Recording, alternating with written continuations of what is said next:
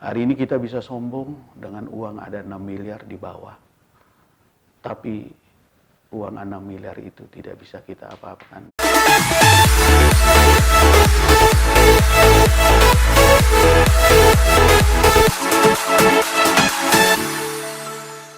Iya, saya masuk ke Bank Indonesia tentunya setelah tamat kuliah di tahun 1988. Saya meniti karir, saya masuk sebagai pegawai tata usaha pada waktu itu. Kalau secara golongan 2, secara lambat laun saya ikut PCPM Angkatan 17 dan ditempatkan di berbagai satuan kerja, baik di kantor pusat maupun di kantor perwakilan. Perjalanan karir saya sampai saya pensiun Juli 2020, jadi dalam bulan ini, itu memiliki masa dinas 31 tahun 10 bulan. Satu periode yang sangat panjang dan hemat saya gak banyak pegawai Bank Indonesia yang bisa memiliki masa kerja seperti saya. Jadi itu perjalanan karir saya. Saya telah pensiun di golongan 6 dengan pangkat Deputi Direktur. Ya, di dalam video ini saya ingin menjelaskan di dalam perjalanan karir saya ada hal-hal yang perlu saya bagikan yang menurut hemat saya ini penting diketahui masyarakat luas, namun faktanya bahwa masyarakat luas pun tidak banyak mengetahuinya. Salah satu contoh, ketika saya berkarir di Bank Indonesia, saya pernah di kantor pusat dan di kantor perwakilan. Di kantor perwakilan itu saya pernah di Bank Indonesia Jember, saya pernah di Bank Indonesia Surabaya, dan saya pernah di Bank Indonesia Sibolga. Sisa dari masa kerja saya habiskan di kantor pusat.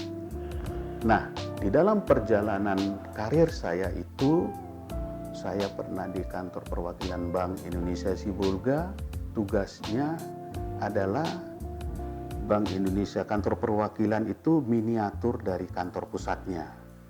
Jadi banyak pekerjaan-pekerjaan yang di kantor pusat itu dihandle oleh satu departemen, namun di kantor perwakilan, apalagi itu kantor perwakilan yang kecil, itu dihandle oleh satu seksi, satu unit.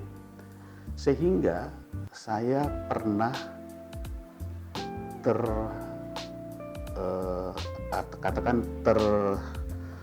terinspirasi untuk menceritakan ini, yaitu pekerjaan saya mengedarkan uang. Salah satu tugas Bank Indonesia sebagai pencetak dan pengedar uang di Republik ini diberikan amanah oleh undang-undang. Tentunya tugas ini dijalankan oleh seluruh kantor perwakilan Bank Indonesia di seluruh Indonesia ini, termasuk di kantor perwakilan BI Sibolga.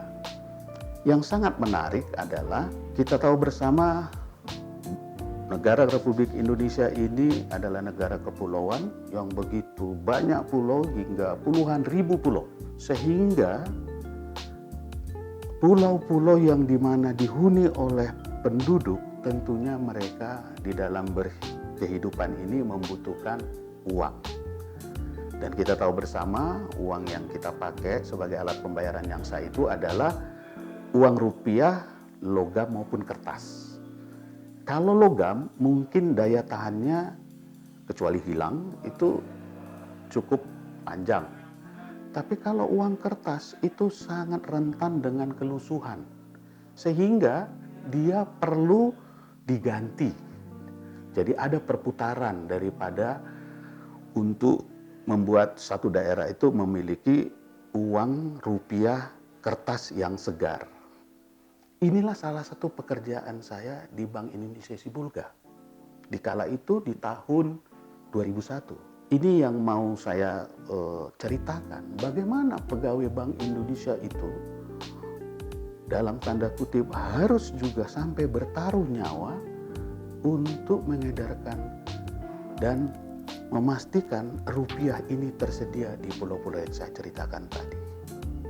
Sebagaimana diketahui, Bank Indonesia Sibolga memiliki wilayah kerja sampai ke Pulau Nias. Di waktu itu di tahun 2001, saya lupa persis tanggalnya, saya mendapat tugas mengantarkan uang rupiah kertas dan logam ke Pulau Nias, di mana tugas itu saya sebagai pemimpin rombongan, saya ditemanin oleh satu kasir, satu supir, dan 2 polisi brimob.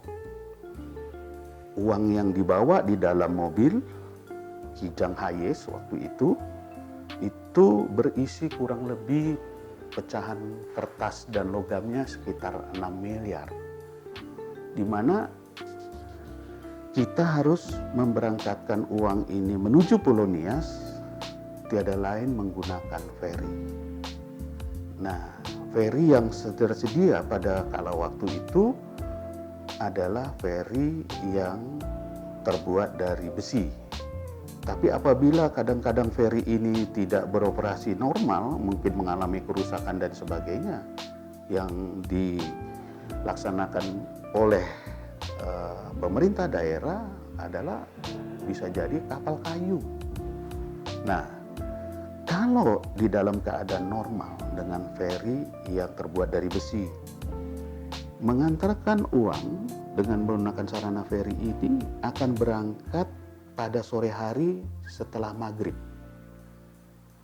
Dan kalau cuaca normal di laut, dia akan sampai dengan selamat di Pulau Nias itu sekitar jam 8 pagi esok hari. Jadi sekitar 14 jam perjalanan itu.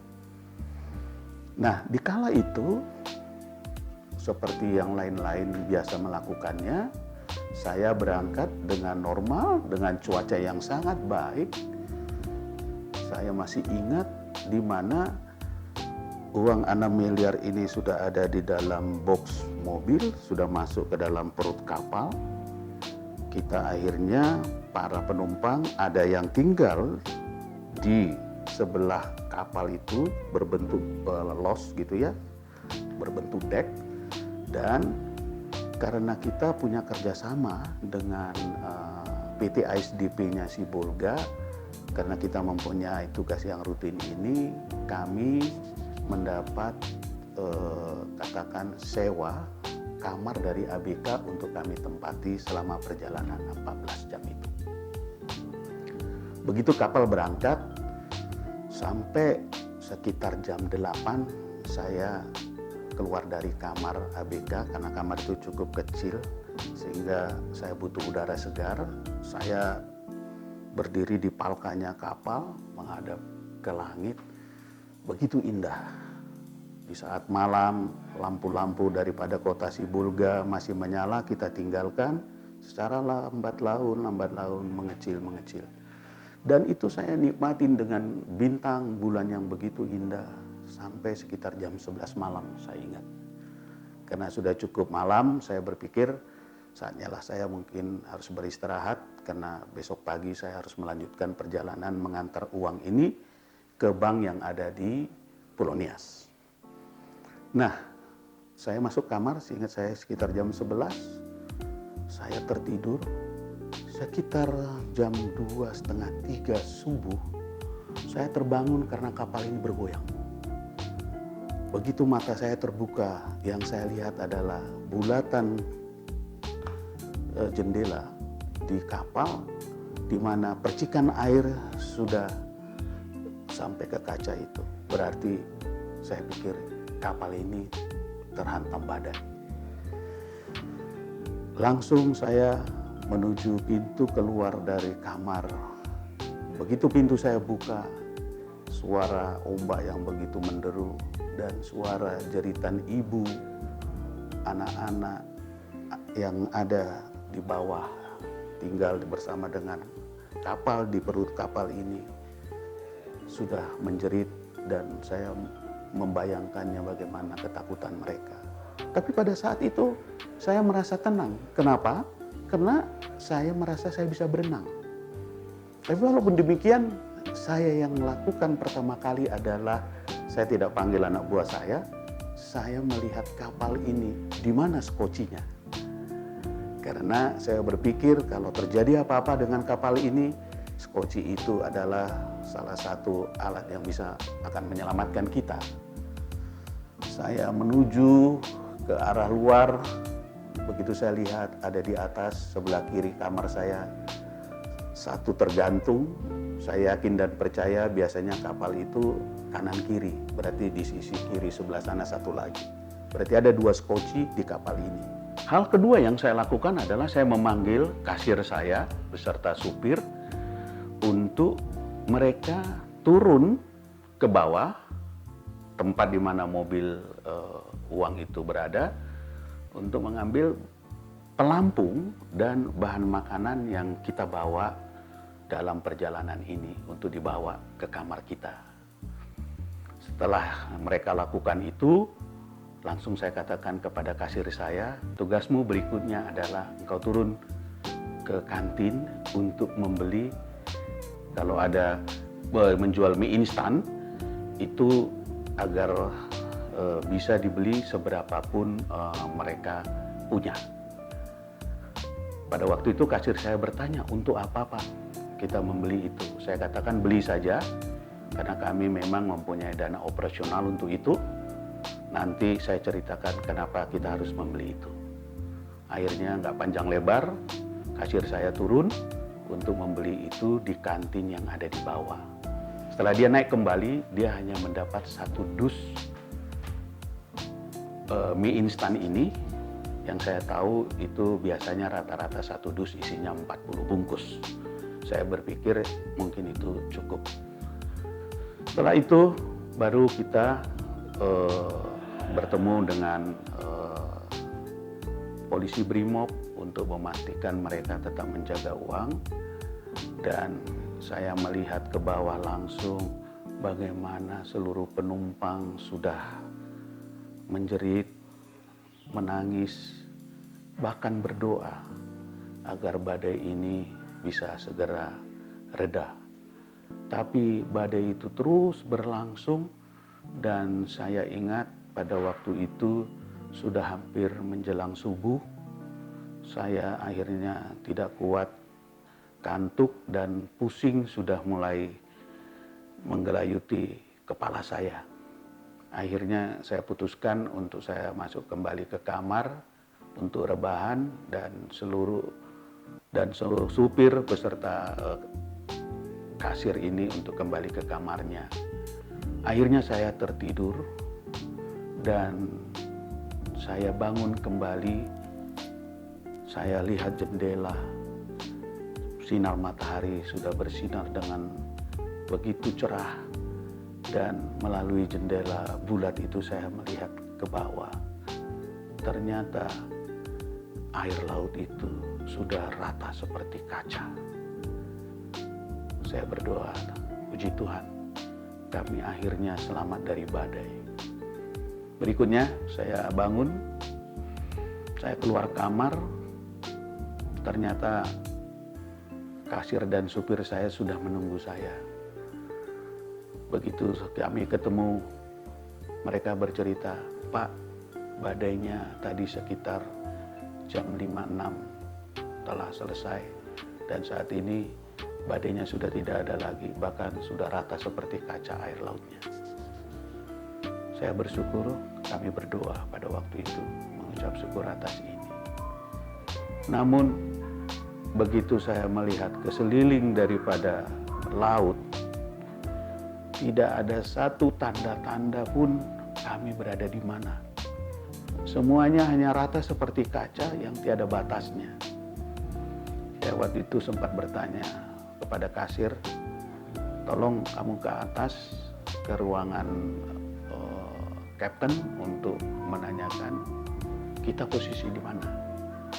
Gak berapa lama lagi kasir saya kembali, dia berkata, saya tidak boleh naik ke atas, Pak, dan tidak boleh mengetahui posisi kita di mana.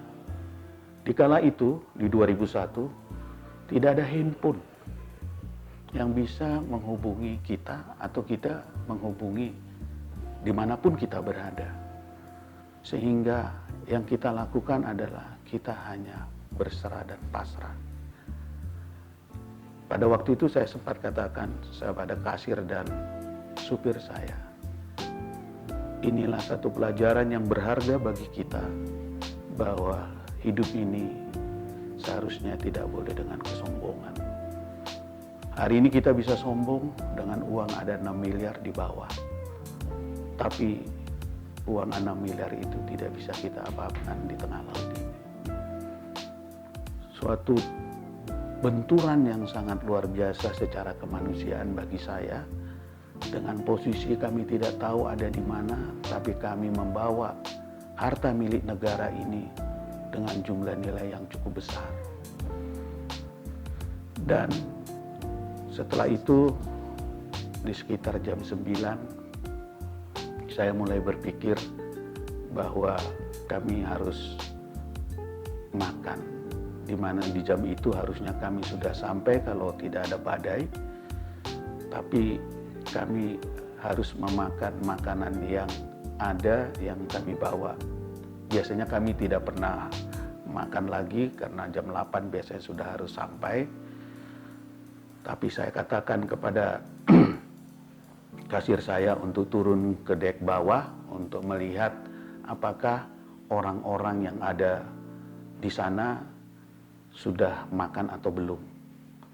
Ternyata kasir itu bercerita bahwa seluruh makanan sudah habis, termasuk yang ada di kantin. Sementara kita tak tahu di mana posisi kita saat ini. Itu di sekitar jam 9, jam 10. Sehingga saya waktu itu berinisiatif, saya katakan kepada kasir, tolong mie instan yang kamu beli semalam itu bawa ke bawah, bawa 1 brimob sebagai pengawal, dengan harapan kamu harus membaginya kepada ibu dan anak-anak. Tidak boleh kepada lelaki yang dewasa. Kalau mereka ngotot, suruh saja si polisi brimob untuk menghalau mereka. Dan apa yang terjadi, dugaan saya benar. Begitu kasir saya turun ke dek tempat mereka berkumpul, seluruh laki-laki dewasa mengerubutin kasir saya ini, sehingga dia hampir terjatuh. Tapi kita bersyukur karena brimob ini langsung menghalau mereka.